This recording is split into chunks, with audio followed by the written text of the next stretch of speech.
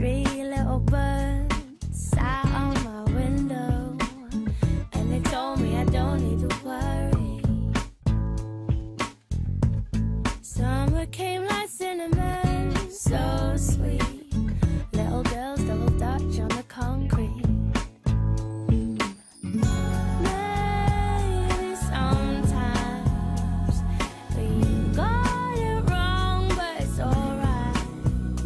The more things seem to change, the more they stay the same. Dans cette maison, loin du tumulte, je me suis posé pour faire ce que j'aime le plus au monde, des rencontres.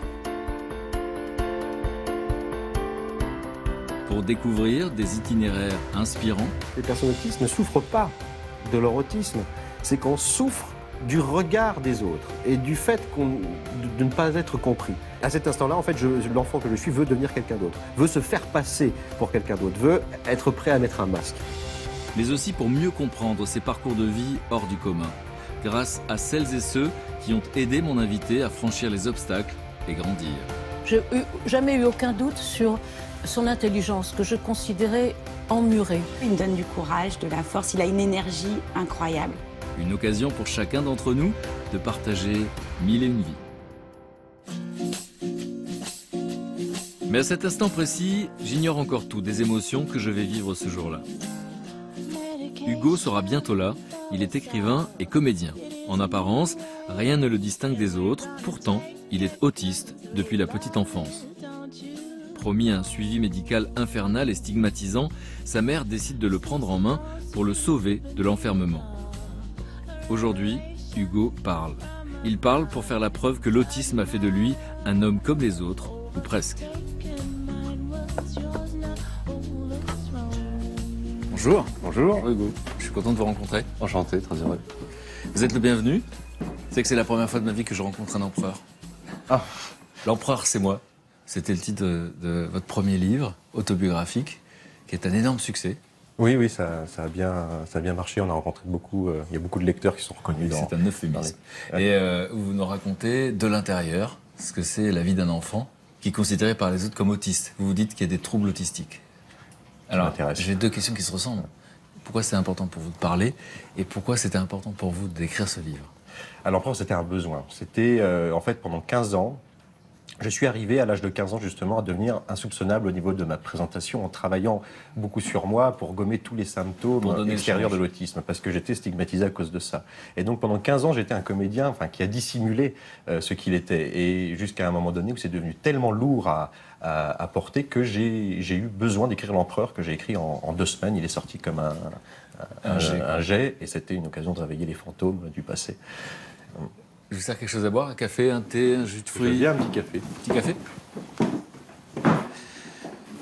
C'est la première fois, en fait, je vous laisse vous installer. C'est la première fois que je rencontre quelqu'un, parce que c'est un sujet dont on entend tout le temps parler. J'ai l'impression qu'on a tout lu et tout entendu. Et que le témoignage de quelqu'un, alors c'est vous qui allez me dire, qui était ou qui est...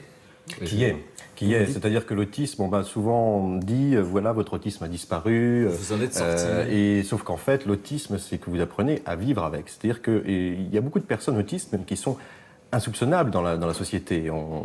Moi, j'en connais beaucoup. C'est presque dans le langage courant, d'ailleurs. Dès que quelqu'un est un peu renfermé, on dit il est autiste. Oui, c'est-à-dire que c'est devenu, oui, en effet, un cliché, alors que l'autisme, c'est pas du tout forcément ce qu'on pense. Donc, vous, qu'est-ce que vous pourrez donner comme définition sur l'autisme? L'autisme, je dirais avant tout qu'il y a un autisme par personne et que l'autisme, c'est avant tout, on dit souvent c'est une maladie, alors que ça n'a aucun sens, ce n'est pas une maladie, on parle de handicap. Moi, je dis que c'est une spécificité génétique et qui mérite d'être accueillie également dans la société. Et qui donne des êtres humains, j'ai l'impression, un peu plus sensibles que les autres. C'est vrai que j'ai rencontré peu de personnes autistes qui n'étaient pas sensibles. Après, les personnes autistes, souvent, vont avoir des problèmes pour exprimer leurs émotions. Et c'est pour ça qu'elles ne sont pas comprises et que même des fois, il est arrivé que des personnes ignorantes aillent jusqu'à dire que les autismes n'ont pas d'émotions, par exemple, n'ont pas d'affect, ce qui est faux. Ça a été dit, ça? Ça s'est souvent dit dans Ça fait Au beaucoup moins XVIIIe aujourd'hui. siècle. Au XVIIIe siècle, ça se dit encore en France au XXIe siècle, dans une partie de la communauté psychiatrique. Alors, on va conseiller à tous ces gens de lire L'Empereur, c'est moi, donc votre premier récit autobiographique que vous avez écrit en 15 jours, où vous racontez cette histoire extraordinaire de cet enfant qui ne parle pas alors qu'il sait lire, écrire et compter. J'ai su écrire, lire et compter avant de parler, oui. Et vous avez parlé à quel âge? Vers 6 ans à peu près. Et votre première phrase? Il est con ce jardin d'enfants. C'est ça la phrase qu'on va entendre de vous. Et là, on comprend qu'en fait, il comprend tout, il a juste décidé de ne pas parler. Vous savez, moi j'ai commencé à avoir beaucoup plus d'ennuis dans ma vie à partir du moment où j'ai ouvert la bouche. Ok. Donc on a essayé d'en rire, mais évidemment, il y a beaucoup de solitude, de souffrance et de douleur. Qu'est-ce que ça veut dire autiste aujourd'hui? Parce que quand je vous vois, effectivement, d'abord, je suis pas spécialiste, mais j'aurais absolument rien décelé. Je décèle juste un truc, c'est que vous avez un regard hyper perçant. Vous regardez dans les yeux comme personne. Alors, souvent, les personnes autistes ont du mal à regarder. Moi, par exemple, quand j'étais petit, je regardais personne dans les yeux. Et alors après, il a fallu au début que je me force à regarder. Et finalement, vu que pour moi, les yeux, c'est aussi la fenêtre de l'âme des personnes. Donc, en général, quand je suis dans les yeux de quelqu'un, par curiosité aussi, du coup, je prends beaucoup d'informations comme ça. J'ai fini par aimer ça, finalement. Je ne sais pas vous demander ce que vous voyez comme information, là. Non, je vois beaucoup de bienveillance et je suis ravi de passer la journée avec vous. C'est vrai? Oui. Ah, ça fait plaisir. Bon, on a plein de trucs à se raconter. En préparant cet entretien, je vous ai demandé de m'envoyer des photos que j'ai disposées dans l'atelier. Je vous laisse vous promener dans l'expo photo de votre existence et on se retrouve dans le patio. Très bien, à tout à l'heure. C'est par ici.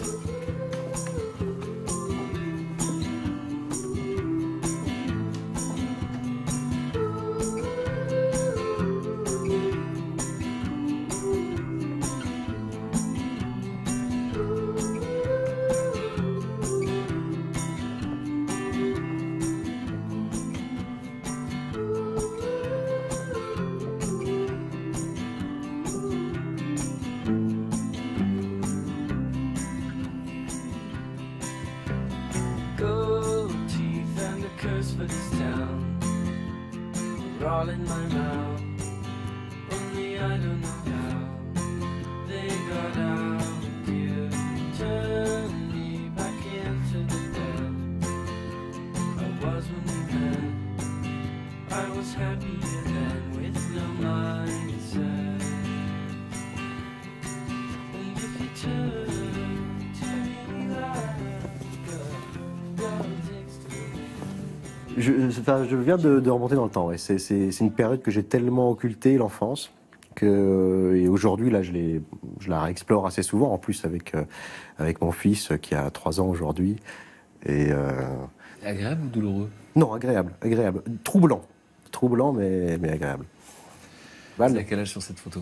Oh là là, je dois avoir 4 ans. Là, vous ne parlez pas encore? Non, je ne parle pas. Je ne regarde personne dans les yeux, mais comme vous voyez, par contre, je regarde les objectifs. Si, par magie, vous aviez pu, vous, l'adulte que vous êtes aujourd'hui, venir dire quelque chose à l'oreille de cet enfant, vous qui connaissez la suite de l'histoire, tout ce que cet enfant va traverser, qu'est-ce que vous lui auriez dit? Je lui dirais qu'il faut commencer à apprendre à sourire. Pourquoi il faut parce que j'ai commencé à prendre plaisir à être dans le monde qui m'est toujours paru hostile, que je ne comprenais pas, par le jeu. Tout ce que j'ai fait de bien dans ma vie, c'est ce que j'ai fait par jeu. Et c'est à partir du moment où, pour moi, quand j'ai commencé à sourire et à jouer, que les choses ont fini par s'améliorer pour moi. L'homme qui est en face de moi est un homme qui a l'air solide et en tout cas qui met des mots, qui est capable de se faire comprendre, qui est père de famille, qui est un auteur reconnu. Et pourtant, vous devriez être dans un hôpital psychiatrique. Oui, c'est en effet, on m'avait prescrit un aller simple en hôpital psychiatrique dès l'âge de 2 ans.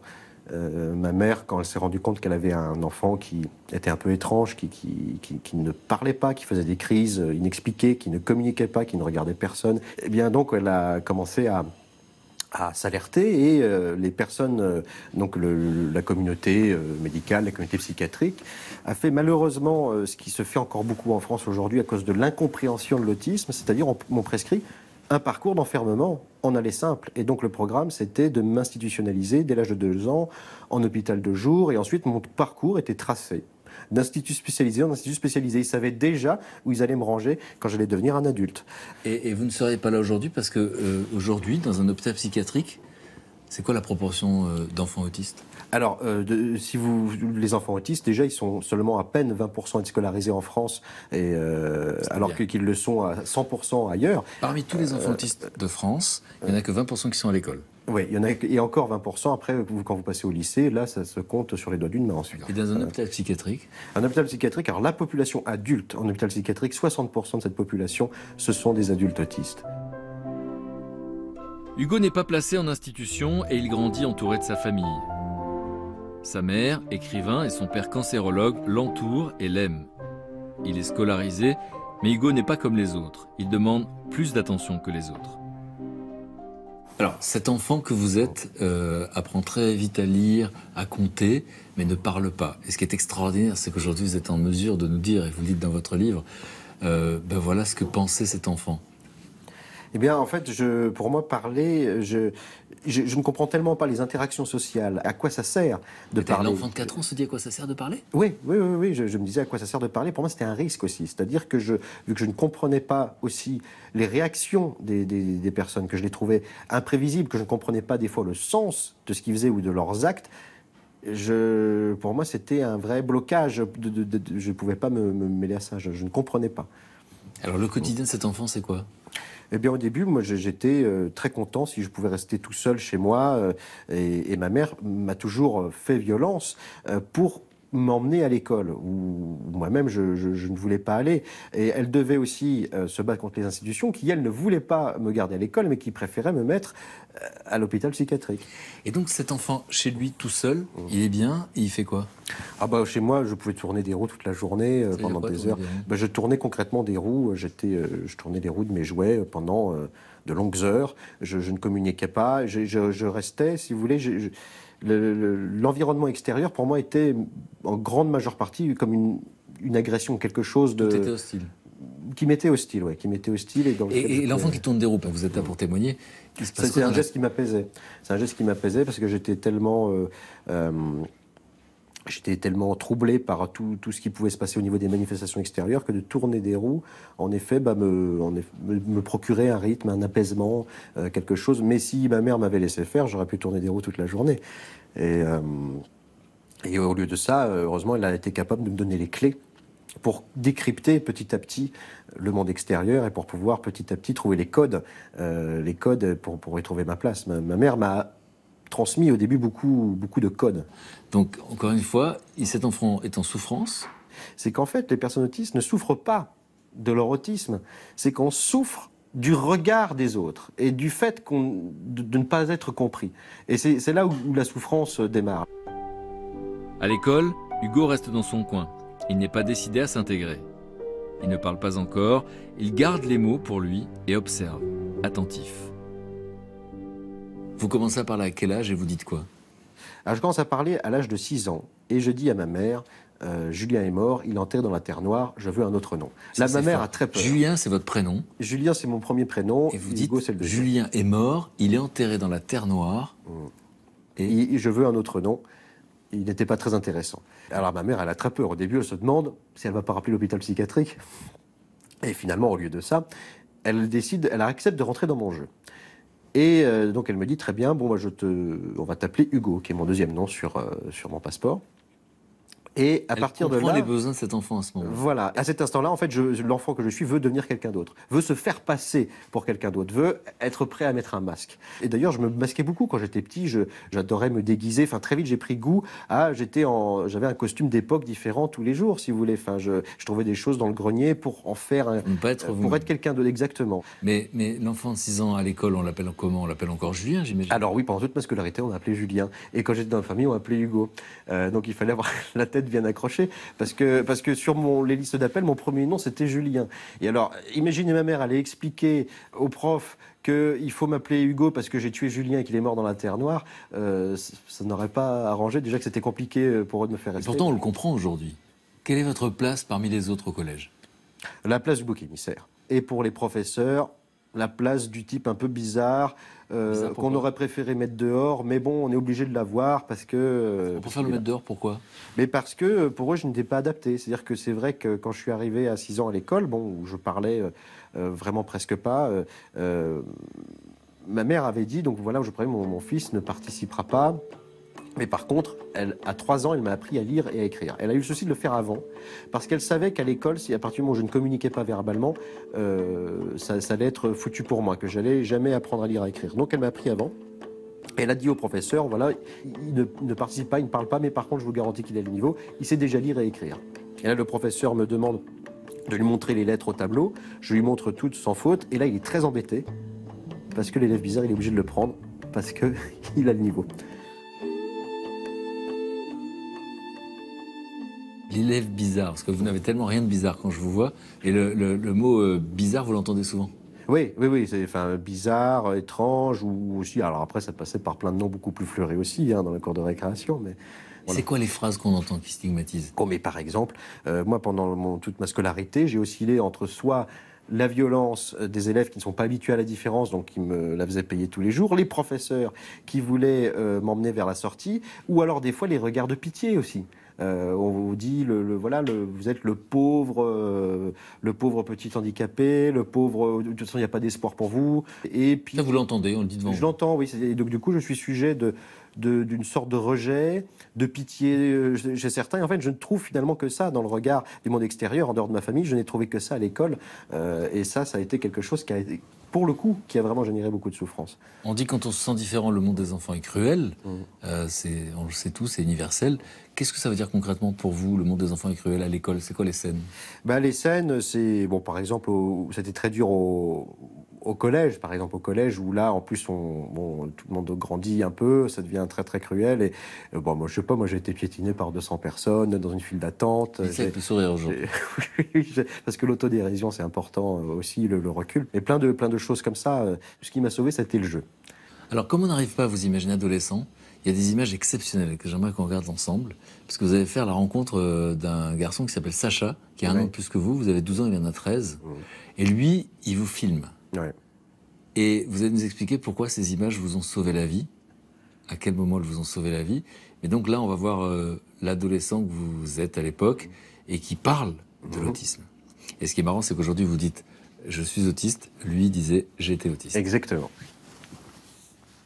Je n'aime pas vraiment trop parler de mon autisme tout le temps, parce que là, ça ne me dérange pas.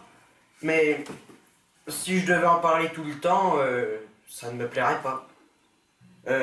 Tous les jours, tout le temps, ça me gênerait un peu, parce que je penserais que même des gens qui ne me connaissent pas trop, et qui me le demandent sans raison, je me dirais que c'est un peu indiscret. Pour moi, comme j'étais, c'était une façon d'être et non pas une maladie. Je pensais qu'il n'y avait pas de différence, que chacun était comme il était et donc je ne me rendais pas vraiment compte que j'étais autiste. Je m'en suis rendu compte qu'après. Je pense que n'importe quel autiste peut être guéri. Par la même méthode que la mienne, mais bon, c'est très dur. Mais tu penses que c'est quoi la méthode par laquelle tu as été guéri? Eh bien, c'est ma mère qui s'est beaucoup occupée de moi. Et c'est grâce à elle que je suis sorti de l'autisme. Et tu penses que c'est grâce à elle, que grâce à elle, je veux dire? Pratiquement que grâce à elle. Quand j'étais autiste, je ne parlais à personne, ou bien je parlais peu. Mais ça m'arrivait très rarement et je ne voyais personne. Tu te sentais différent par rapport aux autres, par rapport aux autres enfants de ton âge? Je ne voyais pas beaucoup d'enfants de mon âge. Tu penses que un autiste, c'est pas comme les autres personnes? Enfin, c'est quelqu'un qui ne doit pas qui ne doit pas être abandonné. Qu'est-ce que vous ressentez quand vous voyez ces images-là? Ces images, c'est un très bon souvenir parce que c'est aussi le début d'une amitié. C'est on va dire, mon premier ami en dehors du cercle familial. Et Sacha Wolf, on s'est rencontrés à ce moment-là. Il avait 1 an de plus que moi, 13 ans, et il devait faire un reportage sur le livre de ma mère qui avait été Goncourt des lycéens, Le Petit Où Prince Cannibale, elle qui parlait, s'étudiait. elle, de son point de vue de mère, d'un Voilà. enfant autiste. Et il voulait interviewer donc Le Petit Prince Cannibale. On ne se connaissait pas encore à cette époque-là avec Sacha. Et on s'est rencontrés là, il me propose ça, et comme justement, très vite, c'est devenu un jeu. On a beaucoup rigolé en faisant ce film. Et là, pour la première fois, quelqu'un me demande aussi de parler de ça. Enfin, ma mère m'avait déjà demandé avant. Et ensuite, une fois qu'on a tourné ce film, pendant 15 ans, on ne s'est jamais arrêté. Et ces images m'ont sauvé, parce que quand j'ai sorti mon livre, L'Empereur, c'est moi, j'étais tellement devenu un comédien suffisamment adroit pour cacher tout ce qui était lié à l'autisme dans ma présentation, que personne ne voulait me croire. Et Donc ces images étaient là pour authentifier. Et ces images, en fait, ont pu... c'est grâce à ces images-là que les journalistes m'ont cru. Parce que sinon, on ne voulait pas croire à mon histoire. Voilà. Et il y a des phrases fortes à chaque fois que vous ouvrez la bouche, mais vous êtes déjà dans la transmission à l'époque, parce que vous avez 12 ans, oui. Et vous dites il ne faut pas l'abandonner. Oui. Il ne faut pas l'abandonner. Oui. Ça veut dire que vous êtes senti abandonné? Non, j'ai jamais été abandonné. Par contre, j'ai conscience que si ma mère avait abandonné le combat, si ma mère avait écouté les mauvais conseils de certains qui plaidaient pour faire le deuil de son enfant. C'est ce qu'on dit souvent aux parents d'autistes. On entend souvent cette formule dans le corps médical. Et si elle avait fait le deuil de son enfant, je serais mort aujourd'hui. Contre toute logique médicale de l'époque, la mère d'Hugo abandonne ses activités pour se consacrer à son enfant. À ce moment-là, les méthodes comportementales n'existent pas encore. Elle n'a pour elle que son intuition. Jour après jour, à force de stimulation, son fils gagne en autonomie. Seule, elle déplace des montagnes. À 12 ans, Hugo a parcouru un chemin inimaginable, en particulier au niveau du langage. Ce gamin qui ne parlait pas pendant 6 ans parle comme un adulte à 12 ans. À partir de 12 ans, après beaucoup d'années taciturnes, je me suis mis à devenir vraiment très très bavard. Et on avait une professeure de français qui nous apprend la différence, qui nous dit, voilà, il y a le langage soutenu, le langage courant, le langage familier. Et d'ailleurs, vous, ça vous ferait pas de mal, vu ce que j'entends dans le cours de récréation, que vous parliez le langage soutenu. Elle parle à toute la classe. Là. Voilà. Et moi, je me suis dit, mais c'est très bien ça, moi, je vais parler le langage soutenu. Et donc, je parle le langage soutenu, et ma mère se fait convoquer par un professeur de français une semaine après, et on lui dit, madame, il y a un problème, votre fils parle un langage soutenu, ce serait bien qu'il cesse et qu'il se mette au niveau de ses camarades. Donc, d'abord, on reproche à cet enfant de ne pas parler. Oui. Ensuite, on lui reproche de trop bien parler. Voilà, c'est ça. On vous reproche d'être en permanence. Voilà, c'est ça. Et donc, qu'est-ce que j'ai ressenti globalement, toujours à ce moment-là? Un décalage. On a envie de savoir évidemment comment on devient l'homme que vous êtes aujourd'hui. À l'adolescence, c'est les premiers émois. Comment ça se passe pour l'adolescent que vous êtes? Pas toujours très bien, oui. L'adolescent, je me suis vraiment senti quelque chose, une sorte de discrimination liée à l'ignorance. C'est là où j'ai pris la décision de absolument cacher tout ce qui était lié à l'autisme. Parce que l'ignorance, pourquoi? Parce qu'en fait, on confond l'autisme avec quoi à ce moment-là? Avec une psychose. Par exemple, un coup, j'étais sorti avec une fille quand j'avais 16 ans, et du jour au lendemain, plus de nouvelles. Et donc, je commence à me... Donc, c'est brutal. Voilà. Et en fait, c'est quelqu'un qui vient me voir et qui me dit, voilà, mais oui, non, mais c'est parce quelqu'un lui a dit que tu es autiste. Et du coup, elle veut plus te voir parce que ça veut dire que tu es violent, que tu es fou, que tu es... Et là, à partir de là, pendant 15 ans, toutes les personnes que j'ai rencontrées, je ne leur ai jamais parlé de tout ce qui était lié à l'autisme. Et j'ai enfermé ça pendant très longtemps, de 15 à 30 ans à peu près, jusqu'à ce que j'écrive L'Empereur. Mais qu'est-ce que ça veut dire pour un adolescent de mettre en place une stratégie, encore une fois instinctive, oui, pour masquer? Qu'est-ce qu'on masque concrètement? Moi, je masquais physiquement beaucoup de choses. C'est-à-dire que je m'étais dit, il faut absolument que je n'ai plus aucun mouvement suspect. Il faut que j'ai l'air... il faut que je regarde les gens... Concrètement, vous entraînez devant la glace? Qu'est-ce que ça veut dire en fait? Non, je m'entraîne plutôt le week-end avec mon ami Sacha, avec qui d'ailleurs on tourne des films. On n'arrête pas de tourner des films à ce moment-là. Pendant 15 ans, on n'a pas arrêté. Et en fait, je me sers de tout ça. C'est-à-dire que vous vous voyez du coup? Je me vois, mais surtout, je compose, je fais... Mais les mouvements suspects, c'est quoi pour vous à ce moment-là dans votre tête? À ce moment-là, les mouvements suspects, c'est tous les mouvements répétitifs qui peuvent être liés à l'autisme. Il ne faut pas que je bouge trop les mains. Il faut que je me tienne droit.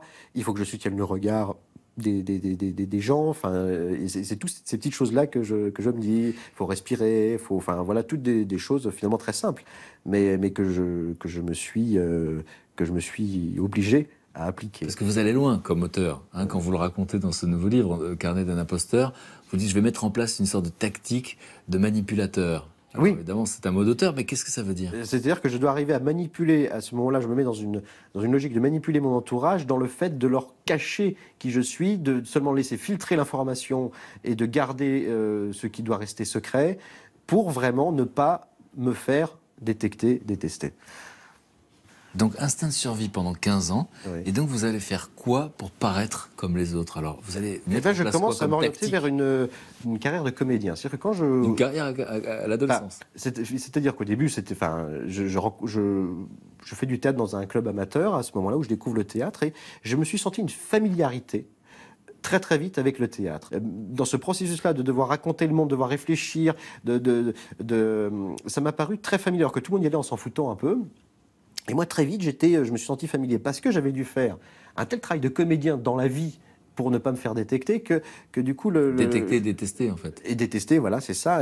Et du coup, je me suis très vite axé là-dessus. Je me suis dit, il faut que j'en fasse un projet professionnel parce que c'est logique. J'ai dû être comédien dans la vie, et ben autant devenir un professionnel de ça. En plus, à l'école, rien ne me plaisait, donc c'était l'occasion aussi de me trouver une voie. Cette voix, c'est aussi sa mère qui la lui donne en l'inscrivant au théâtre dès son adolescence. L'intuition, encore. Elle voyait en Hugo un artiste naissant. Quelques années plus tard, c'est elle aussi qui lui souffle l'idée d'écrire un livre sur sa vie. Qu'est-ce qui fait qu'à un moment donné de votre vie, vous allez avoir envie de le raconter?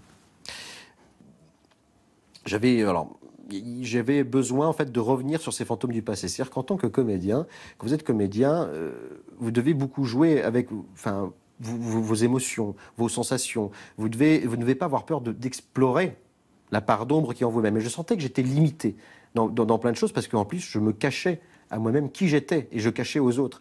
Et j'ai eu besoin d'une manière formelle d'aller écrire ce livre. Et donc, c'est là où l'Empereur est sorti en 2 semaines. Et vous écrivez en 2 semaines. Voilà, j'écris en 2 semaines. C'est très particulier, c'est-à-dire que tout était contenu, d'un coup il a fallu ouvrir les vannes. En fait, c'est 15 ans de silence qui sont sortis en 15 jours d'écriture. Qu'est-ce que ça va changer pour vous de l'écrire? Ça change. Quand on écrit un livre, chaque livre... Un livre autobiographique, en tout cas. Un livre autobiographique, c'est vrai que chaque livre, c'est un peu comme un serpent qui changeait de peau, si vous voulez. Et ça m'a libéré du poids aussi de me cacher. Du poids de la peur d'être détecté, détesté aussi. Ça m'a libéré aussi de cette peur-là, finalement, d'écrire. Et finalement, vous racontez la différence, quand on est enfant, le regard des autres, l'exclusion, le rejet. Les scientifiques sont clairs aujourd'hui, il n'y a rien de pire pour un être humain que le rejet. Vous l'avez beaucoup vécu. Bien sûr, bien sûr. Et puis l'enfermement, si vous enfermez quelqu'un, n'importe qui, aucune... Oui, voilà. C'est qu'il se tapera la tête contre les murs toute la journée. C'est-à-dire que ce qu'on prend pour des symptômes, pour vous, ce sont des conséquences. Ce sont des conséquences, oui. Vous avez choisi aujourd'hui d'en parler, d'être un visage. Donc vous parlez au monde médical. On va les prendre un par un. Donc le monde médical, le monde de la psychiatrie, vous avez envie de leur dire quoi?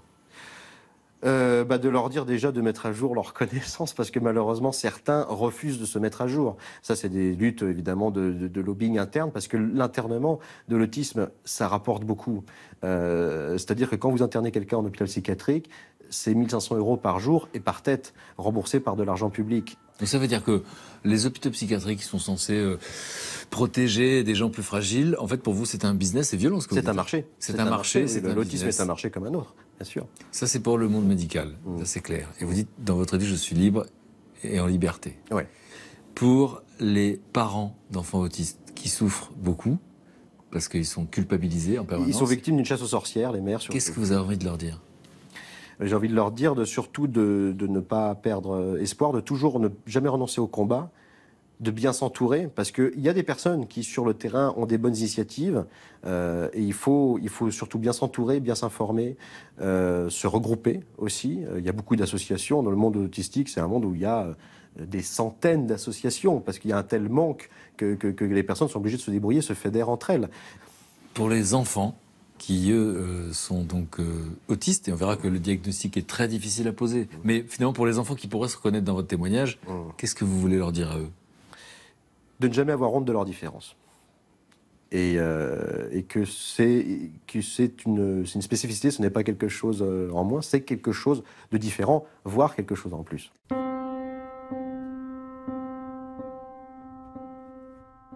Vous êtes papa aujourd'hui? Oui. Un papa comme les autres? Oh oui, je crois. Je crois. Enfin, en tout cas, oui. Et vous qui avez détesté votre enfance, Je voulais devenir autre chose qu'un enfant. Je voulais devenir un dragon ou directement un adulte pour sortir du monde de l'enfant. Et lui, mon petit, c'est un enfant, heureux d'être un enfant et qui me fait découvrir une part de l'enfance que j'appréhendais et que je ne connaissais pas. c'est-à-dire Le fait d'être heureux, justement. Moi, que j'étais un enfant, j'avais tout pour être heureux. J'étais entouré dans une famille aimante, mais mon incompréhension du monde, ma spécificité m'a mis dans un combat et un malheur permanent. Donc du coup, quand je vais rencontrer un enfant dont on me dit qu'il est autiste, qu'est-ce que je dois être? Qu'est-ce que je dois faire? En tout cas, ne pas être un mur, définitivement. Et ne pas avoir peur de sa différence, surtout. De l'accepter, de parfois accepter de rentrer un petit peu dans son monde et ne pas être dans l'idée que lui ne pourra jamais être dans le vôtre. Merci pour la confiance. Oui. Confiance partagée. On va recevoir les proches? Oui, d'accord. Pour moi, ces existences restent des énigmes. Lorsque des invités comme Hugo racontent leur parcours accidenté, ils paraissent s'en sortir facilement. Je suis impatient de rencontrer votre maman. Je suis impatient de vous la présenter. Vous n'allez pas vous ennuyer. Ah oui? C'est-à-dire? C'est une personne exceptionnelle qui m'a sauvé. Alors que tout le monde l'a culpabilisé pour ça et que tout le monde lui disait de faire le deuil de son enfance. Bonjour. Bonjour. Bienvenue. Un mystère demeure. Comment surmonter les obstacles de la vie? C'est pour tenter de répondre à cette question que j'ai voulu aujourd'hui rencontrer les proches d'Hugo. Bonjour. Vous êtes les bienvenus. Suivez-moi.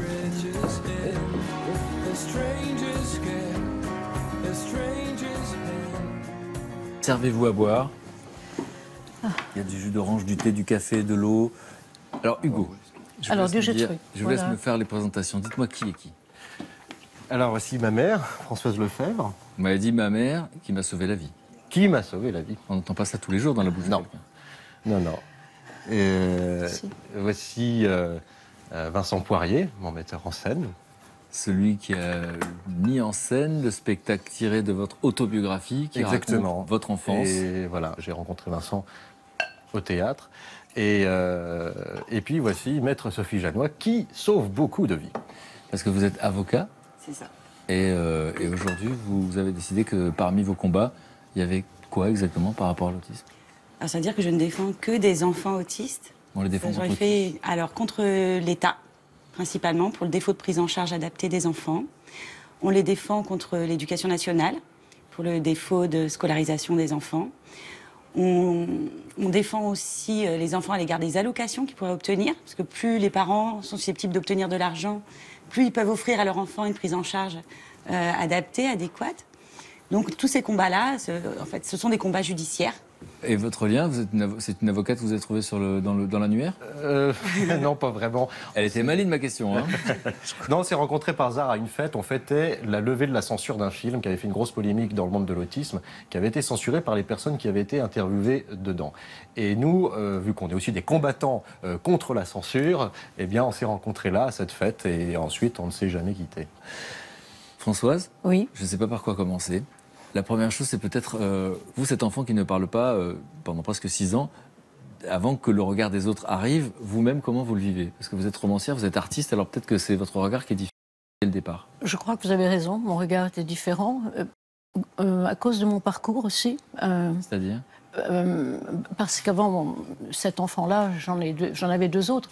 Et dans les années 63, j'étais ce qu'on appelle fille-mère. Donc j'ai connu la vie matérielle très très dure. Donc j'ai connu la rue, une cave envahie de rats avec un bébé. Tout ça, ça vous marque au fer rouge. Et donc je me suis sortie de ça. Et avoir un enfant à presque 40 ans et un autre après à 44 ans, c'est quand même extraordinaire. Et on veut vraiment s'en occuper. Mais là, ce petit garçon était assez étrange, mais bébé. C'est-à-dire que bébé, je voyais qu'il y avait des choses étranges, comme une éviction du regard, une raideur des membres, presque un refus de jouer, un refus d'être touché. Et je me suis dit, bon, ben, c'est un garçon, c'est pas le même père, peut-être que les garçons sont comme ça. Il était bien sûr suivi par un pédiatre. Et une fois, il me dit... Le pédiatre vous dit quoi? Alors, il me dit, est-ce qu'il parle? Je dis non, mais vous savez, Einstein, il ne parlait pas avant 6 ans. Il me dit, Ah, vous oui, le savez oui. déjà, ça? Oui. Donc, de fil en aiguille, il m'a demandé de consulter en pédopsychiatrie, ce que j'ai fait. Et quand j'ai vu ce qui s'y passait, avec une sorte d'instinct, mais féroce, je me suis dit, je ne suivrai pas ce chemin. N'oublions pas qu'on était en 84. On vous dit qu'on va le mettre à Dijon, c'est la Chartreuse.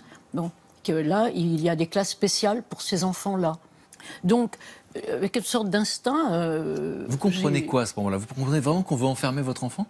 Alors, le mot enfermé n'est jamais prononcé, bien sûr. On vous dit qu'il ira à l'école là, et qu'après 6 ans, il fera ça. Mais moi, je n'écoutais même pas ça. J'ai dit, pas question. Et là, j'ai décidé de combattre seule, parce que c'est un combat. Je n'ai jamais ressenti de tristesse ou de...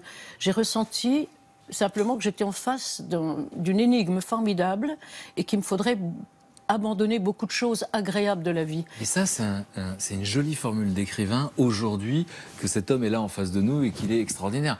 Mais à ce moment-là, quand cet enfant a des particularités, parce que j'ai compris que c'est le terme à utiliser, oui, mais qu'on peut prendre pour un problème médical, la maman que vous êtes n'a pas de doute? Non. Jamais. Je n'ai jamais eu aucun doute sur son intelligence, que je considérais emmuré.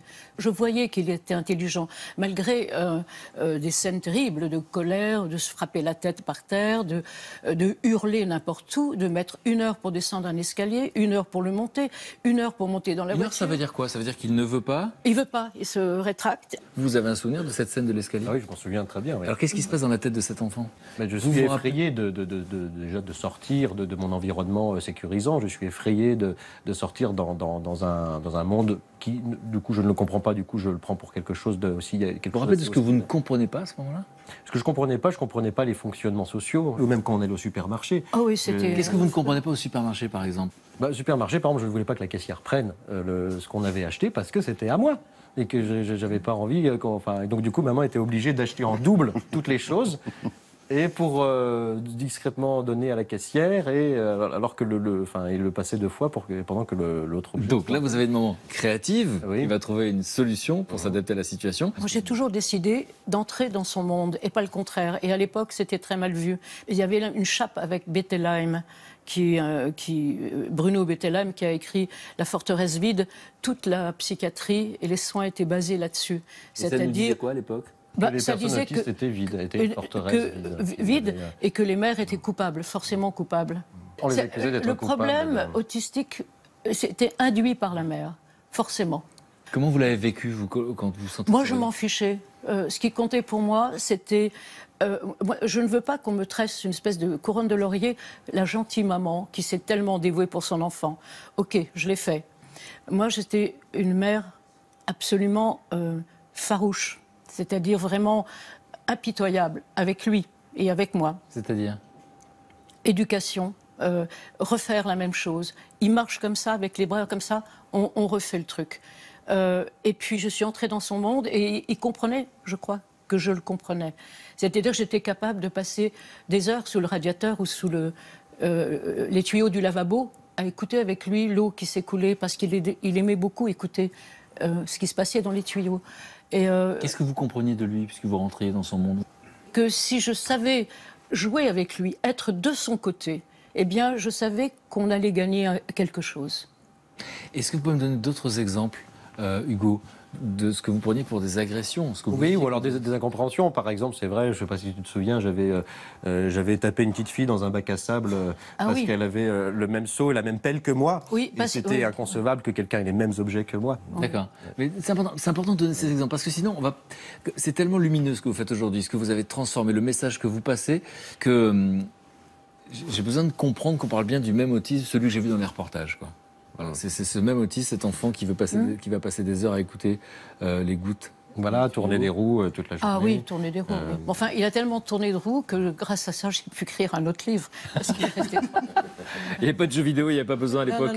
Mais j'étais l'enfant rêvé pour un écrivain, parce que c'est vrai que maman avait besoin d'écrire, je ne me manifestais quasiment pas. Je l'asseyais et il tournait sa roue, et j'avais quelques heures tranquilles.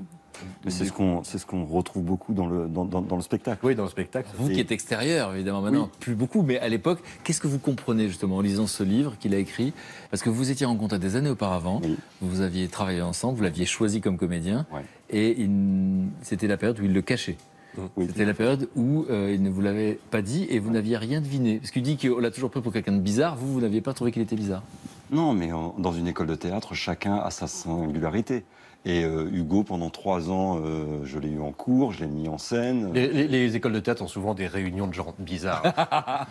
Donc voilà, on travaillait ensemble et puis on travaillait, puis on était amis aussi. Et puis tout à coup, Hugo m'a raconté d'une différence qu'il portait. Et donc Hugo me rencontre à Paris, je vais chez Hugo, il me dit « Écoute Vincent, je pense que là, demain, je vais aller m'enfermer chez mon père et j'ai envie de raconter mon enfance. » Et c'est ça, moi, qui m'a fasciné dans ce roman, c'est tout à coup, je me retrouvais dans l'histoire d'Hugo. Parce qu'en fait, c'était pas c'est complètement universel. Il parlait du rejet, de l'isolement d'un enfant. Il parle d'un enfant, d'un regard d'un enfant sur le monde. Et le regard d'Hugo, mais qui, quand on joue le spectacle, vous pouvez pas vous imaginer, le public, les jeunes, les adolescents sont fascinés par le spectacle. Vous allez me dire ce que vous avez eu envie de mettre en scène. Mais dites-moi d'abord, vous, qu'est-ce que vous avez compris du monde des enfants qui étaient dans cette situation? Moi, ce qui m'a fasciné, c'est le combat que Hugo a mené. C'est un livre qui parle de souffrance, d'une très grande souffrance. Il n'avait pas décidé, au moment de son arrivée sur cette terre, de communiquer avec les gens tout de suite. Il a très envie de communiquer, il a envie de rentrer en contact. Françoise disait tout à l'heure qu'il ne voulait pas qu'on le touche. On sent tout ça. Et à un moment, Hugo va décider, avec sa maman, de rentrer en contact avec le monde. Et moi, c'est ça que j'ai voulu raconter dans ce spectacle. Moi, je suis impatient de voir le spectacle. Vous me donnez drôlement envie de le voir, parce que la rencontre est extraordinaire, le récit qu'il peut en faire. En littérature, quand il écrit son histoire, j'ai l'impression qu'on pourrait faire un t-shirt avec chacune des phrases qu'il a écrites. Il y a une portée dans chacune de ces phrases. Et donc, le spectacle va être joué quand, en vrai? Alors, le spectacle a été créé en province, à Cherbourg. Et là, nous avons la chance de le jouer à Paris, au studio Hébertot, du mardi 15 au dimanche 20 novembre. Ce sera 21h et à 15h le dimanche. D'accord. Du 15 au 20 novembre, à Paris, studio Hébertot, l'empereur c'est moi. Vous jouez, vous rejouez sur scène ce que vous avez vraiment vécu dans la vie. Ouais. Et juste pour vous, même s'il y a une distance, qu'il y a une mise en scène, vous êtes plusieurs, etc., vous êtes adulte, vous l'avez écrit, mais de rejouer les émotions que vous éprouviez, parce qu'on parle de souffrance, c'est un rejouer la souffrance voyage, sur scène. c'est un voyage, mais après, même si je joue des scènes qui impliquent, qui expriment de la souffrance, et que je pars très très loin dans les souvenirs, c'est toujours aussi, avant tout, avec le plaisir de le jouer. Et en même temps de me laisser surprendre des fois par l'imprévu qui peut arriver au théâtre aussi. Françoise, quand vous l'avez vu pour la première fois sur scène, ah oui, j'ai été terriblement empoignée. Je revois toutes les séquences de notre vie ensemble. Laquelle, par exemple? Lesquelles vous reviennent? Eh bien, écoutez, tout ce temps qui n'existe plus, enfin, pour moi, et qui l'accepte. J'étais dans l'acceptation absolue de consacrer ce temps et surtout de ne rien communiquer aux autres. Parce que je suis entrée dans son silence, je suis entrée dans sa logique, je suis entrée dans son monde, au risque de m'y perdre moi-même. Et j'avais pour moi l'écriture. Bon, c'est ce qui m'a sauvée aussi. Mais c'était tout ce temps qui était comme un arrêt sur image, puisque tout était long et difficile, et que parfois je ne recevais de cet enfant quelque chose qui peut ressembler à de l'ingratitude. C'est ça, parce qu'aujourd'hui, il est dans la gratitude. Pas toujours. Mais, pas toujours. Comme dans toutes les familles, en fait. Pas toujours. Vous avez prévenu. Pas toujours, pas toujours. Et donc, tout à l'heure, on a parlé de conférences où il y avait des grands professeurs qui pouvaient dire des phrases qui, évidemment, choquaient les familles, choquaient les personnes qui étaient touchées par l'autisme. Et j'avais du mal à croire Hugo, en fait. Alors, dites-moi exactement ce que vous avez entendu. Alors, ce que j'ai entendu, c'est à l'université Paris-Descartes, le professeur Bernard Gols qui nous dit ils ont une pathologie autistique qui les empêche d'être une personne. Donc, on est dans un déni de la personne. Ce monsieur dit que les autistes ne sont pas des personnes, dit que l'autisme est une pathologie, alors que médicalement, il est clairement prouvé que ça n'en est pas une, c'est une spécificité. Et le pire, c'est que si c'est encore quelqu'un qui dit ça comme ça, mais ce monsieur est un monsieur qui a été, et qui est toujours aujourd'hui, a des responsabilités qui influent sur le destin de nombreux enfants autistes, et qui contribue grandement, qui est un des symboles de tout ce gâchis dont parlait ma mère au niveau de l'enfermement. Parce que moi, ça me met en colère quand je l'entends, et je l'ai découvert aujourd'hui, et j'arrivais pas à vous croire. Et donc, je veux savoir ce que ça provoque chez chacun d'entre vous. Puisque vous êtes avocate, vous êtes une combattante. Oui. Alors, vous êtes une guerrière. en fait, faut quand même savoir qu'aujourd'hui, on sait faire avancer des enfants autistes. Le problème, c'est qu'il y a encore quelques dinosaures qui pensent mal et qui sont mal formés et qui retardent déjà, d'une part, le diagnostic de l'enfant, en laissant les parents soit dans l'ignorance complète du diagnostic, parce qu'ils disent que ça va enfermer l'enfant dans une image qui va être enfermée à vie. Enfin, c'est complètement fou, parce que pour le parent, poser un diagnostic d'autisme sur son enfant, c'est lui permettre d'avoir accès aux méthodes comportementales qui va aider l'enfant à évoluer. Aujourd'hui, actuellement, il y a encore des gens qui ont des diagnostics, par exemple, de dysharmonie évolutive, ce qui n'existe pas, ça n'existe pas. Donc on voit qu'on va vraiment dans le champ de la psychiatrie, alors qu'on ne veut pas de psychiatrie pour l'enfant, qu'il est prouvé, il y a un consensus médical là-dessus, international, où il est complètement prouvé que la psychiatrie n'est pas faite pour les enfants autistes et ni pour les adultes d'ailleurs, et qu'il faut vraiment sortir du champ de la psychiatrie pour amener les personnes autistes à vivre avec nous dans des milieux ordinaires. Moi, je suis traumatisé par le chiffre que vous m'avez donné. Quand vous m'avez dit, voilà, dans les hôpitaux psychiatriques, 60% des gens qui sont là sont des autistes adultes. C'est une statistique récente qui est parue, c'est une estimation de l'Inspection générale des affaires sociales. Oui. C'est comme si le monde faisait passer pour des fous des gens qui trouvent que le monde est fou. Ah oui, c'est ça. L'histoire de la folie à travers les âges, c'est très ça. intéressant. En fait, Hugo a eu la chance d'avoir une maman comme Françoise, mais certaines personnes ont cru les médecins, qui les ont trompés en fait. Ils les ont cru et ont cru que leur enfant allait gagner en autonomie s'il allait en psychiatrie. Une erreur totale d'approche. Mais totale. Et alors, ce qui est fascinant, Sophie, c'est que vous n'êtes pas autiste. Non. Vous êtes beaucoup plus en colère que Hugo en apparence. Oui, je suis très Comment est-ce que la question de l'autisme est rentrée dans votre vie? Comment est-ce que Hugo est rentré dans votre vie? Bon, t'as dit qu'on s'était rencontrés par hasard, franchement, t'exagères. Non, pas par hasard. Parce que c'est complètement faux, parce qu'il m'a expliqué moult fois qu'en réalité, il m'avait repéré sur Internet. C'est vrai que j'ai une super photo sur mon site. Il faut dire que tu faisais beaucoup de bruit dans cette Elle était ultra bien photoshopée. Et tu m'as repéré sur Internet et tu t'es dit, ah, celle-là, j'aimerais bien la rencontrer. C'est quand même ça que t'as... Donc vous êtes tombé amoureux d'abord? Ouais, on a eu un véritable coup de foudre, faut quand même le dire. On a eu un coup de foudre qui a duré un certain temps, c'est plus du tout quitté. Puis après, la vie faisant... Donc voilà, vous n'êtes plus des amoureux, mais vous êtes toujours en fusionnel. Ah oui, on ne peut pas se passer l'un de l'autre, c'est assez sûr. Mais on n'est plus à des amoureux. Et donc vous avez été amené à le rencontrer, à connaître une personnalité très forte, singulière, qui avait des choses à dire. Et comme vous êtes du genre à la ramener aussi... Oui, c'est-à-dire que nous deux, en fait, quand on se parle, parfois, on a un dialogue qui est assez similaire à des jumeaux, parce que les autres, s'ils essaient de nous écouter, ils ne comprennent rien de ce qu'on dit. Donc ça veut dire que vous le comprenez. Oui. Et vous avez envie qu'on comprenne quoi? De lui et de tous les enfants qui ont été dans ces situations qui le sont. Ce que j'ai envie qu'on comprenne, c'est que la spécificité d'un être humain, c'est ce qui fait son intérêt. C'est ce qui fait qu'on a envie de passer du temps avec lui. Moi, Hugo, ce que j'aime chez lui, c'est tout ce qu'il a d'extraordinaire. Qu'est-ce qu'il a d'extraordinaire? C'est un... Alors, je fais exprès parce que je commence à le voir, mais enfin, je veux l'entendre. Il est extrêmement intelligent. C'est quelqu'un d'extrêmement intelligent. Et il a une intelligence extrêmement pragmatique. Il est capable de mettre les choses dans des cases.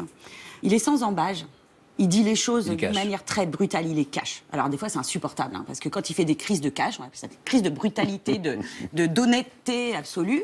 Alors ça donne quoi? C'est redoutable. C'est Hugo, parle moins fort, j'ai des voisins. Mais qu'est-ce que j'en ai à faire? Je ne suis pas chez moi, je suis chez toi. Je dis précisément, tu dois faire attention à moi puisque ce sont mes voisins.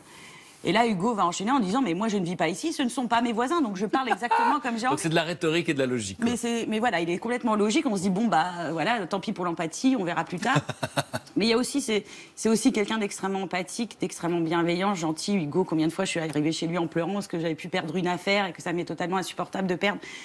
Et il me prête son épaule. Une affaire, c'est un combat pour l'autisme. Vous perdez un toujours. combat. Mais alors, il y a quelque chose de très particulier, parce que effectivement, avant de le rencontrer, je me suis dit, tiens, je vais rencontrer un ancien autiste, quelqu'un qui s'en est sorti, qui va pouvoir parler en leur nom. Et puis lui, tiens, à ce que je dise, non, voilà, je suis autiste. Mais je ne comprends pas en quoi il est autiste. Tous les signes d'autisme qui lui restent pourraient passer pour une spécificité d'une personne ordinaire. Un trait de caractère, finalement, rien de plus. Par exemple, il est extremement maladroit. Bon, moi, je connais que ça, des gens maladroits. Peut-être que vous allez le voir déjeuner tout à l'heure. À mon avis, il vaut mieux qu'il laisse. Parce qu'il a tendance à en mettre partout. Par exemple. Ça, c'est un problème. Okay.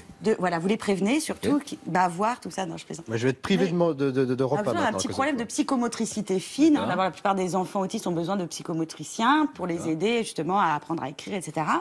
D'ailleurs, tu as une écriture absolument dégueulasse. C'est pour ça que j'écris à l'ordinateur. Voilà. Mais moi aussi. Mais voilà, c'est ce que je vous dis, ça reste des traits de caractère.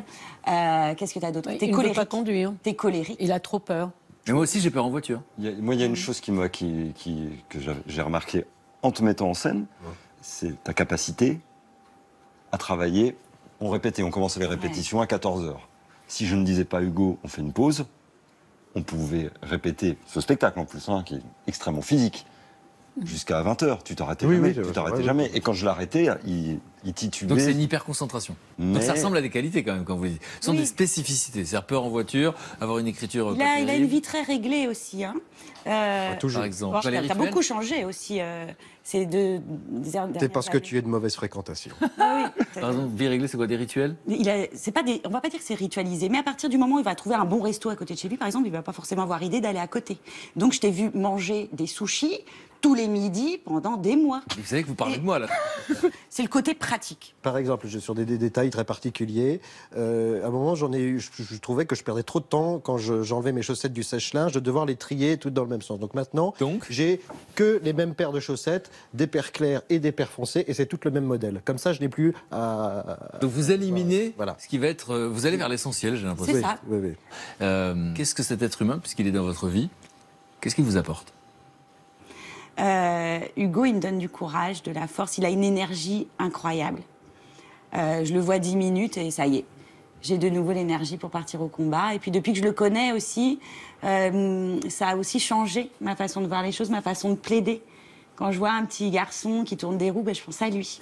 Et d'un point de vue affectif, je suis encore plus touchée qu'avant. C'est pas forcément pratique, mais ça me rend meilleure dans mon travail. Voilà. Vincent, qu'est-ce qui vous apporte cet être humain? On a une grande complicité et Hugo, on aime bien avoir des rendez-vous réguliers avec Hugo. Et ce que dit Sophie, pour se redonner de la force. Et puis, pour rigoler aussi, on s'amuse. On se marre bien. Énormément. Et voilà, et puis Hugo est très fidèle en amitié. Françoise, donc on parle de votre fils, cet enfant que personne ne comprenait, que vous étiez pendant longtemps la seule à comprendre. Cet être humain, vous le connaissez. Oui, alors qu'est-ce qu'il vous apporte, ce garçon? D'abord, il m'a permis de découvrir, en quelque sorte, de pratiquer un amour maternel puissance 100, même au moment où il était très peu gratifiant et où les gens le trouvaient plutôt moche et très ingrat. Alors que c'est un playboy aujourd'hui. Parce qu'il bavait, il avait des dartres, il avait des dents noires. Il ne faut pas oublier qu'il ne mâchait pas. Il ne parlait pas. On parle de ces enfants-là. Parce qu'on peut ne pas voir le rapport entre Hugo aujourd'hui et Hugo. Oui, il ne mâchait pas, il ne parlait pas et il ne déféquait pas. C'était un gros problème. Il y a eu des urgences à l'hôpital pour ça. Donc cet enfant ingrat, que les gens te disaient, elle est bien gentille avec son gosse, mais vraiment, elle ne le voit pas comme il est, m'a permis de découvrir cet amour maternel extrêmement résistant et combattant, puissance 100. Et je ne voulais pas qu'on me rafle ce que je considère comme une très belle histoire d'amour. Qu'est-ce qu'on peut dire après ça, Hugo? Tout a été dit. Je crois que je n'ai rien à rajouter. Je suis très ému. Bon, merci à tous pour votre témoignage et votre confiance. Je voudrais vous présenter donc à mon tour des gens qui comptent pour moi. J'espère que vous allez comprendre pourquoi ils me mettent de bonne humeur. Ils sont qu'un peu comme vous, très choqués par les injustices, les inégalités, par les fléaux de notre société, et ils sont à la recherche de solutions, un peu comme vous. Et donc, ils passent leur temps à me présenter des idées qui marchent, ou des êtres humains qui ont voilà, cet enthousiasme et qui n'acceptent pas la fatalité, qui peuvent changer les choses. Donc, on va déjeuner ensemble. Je vais vous les présenter, vous me direz si vous comprenez pourquoi je les adore. Ça vous va? Je vais voir où ils en sont en cuisine, je vous laisse un petit moment. À tout de suite. Là, on récupère nos épluchures à la mettre là, Ouais. et après, on va les faire frire. Et avec ce michonneuse. Et avec ça, regarde, c'est ce qu'il y a à l'intérieur. Comment t'appelles ça déjà d'ailleurs? Du michonneuse. Hey, Fred. Ça va? Hey. Allez. Ça sent bon, qu'est-ce qu'on mange? Alors, il va y avoir un gratin dauphinois à base de patates douces et carottes. Mais il y a des petits ingrédients secrets à l'intérieur. Ah bon? Ingrédients secrets. Ouais. Bon, ce soir, on va dîner dehors. Ah bon? Bah écoute, je suis super bien coiffée, il faut que je mette. Ah oui, oui. Non, c'est beau ici. C'est joli, hein? C'est Halloween. Bah, ça a l'air occupé pour l'instant, mais... Ah, ça a l'air occupé. On va parler de quoi aujourd'hui, Brigitte? D'un problème affreux que j'ai lu, un chiffre horrible. Plus d'1 milliard de tonnes de nourriture est gaspillée chaque année dans le monde. 1 milliard de tonnes. 1 milliard de tonnes, j'ai bien dit 1 milliard de tonnes. Alors qu'il y a des gens qui ont faim. Alors qu'il y a une personne sur 9 dans le monde qui souffre de la faim. Et donc c'est une fatalité? Ah non, parce que nous avons trouvé un monsieur qui a eu une idée absolument super, qui a trouvé le chaînon entre les deux, le fait le gaspillage et comment nourrir les personnes Qui ont faim. qui ont faim. Ça donne envie. Allez, À tout de suite. Avec plaisir.